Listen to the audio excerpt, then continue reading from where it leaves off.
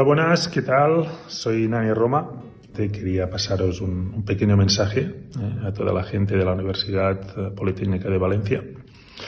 Primero, espero que estéis todos muy bien en momentos difíciles, en unos tiempos que realmente no hubiéramos pensado hace unos meses. Situaciones complejas, pero bueno, lo importante es que estéis vosotros y vuestras familias bien.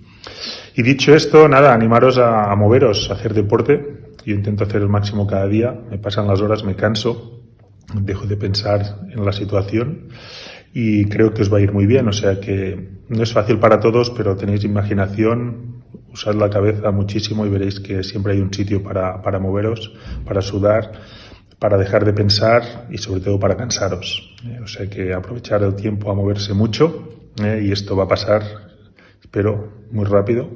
Y espero también que seamos un poco mejores después, aunque bueno, esto lo tenemos que ver. O sea que nada, mucho ánimo, mucha fuerza y espero que vaya todo muy bien. Un saludo, chao.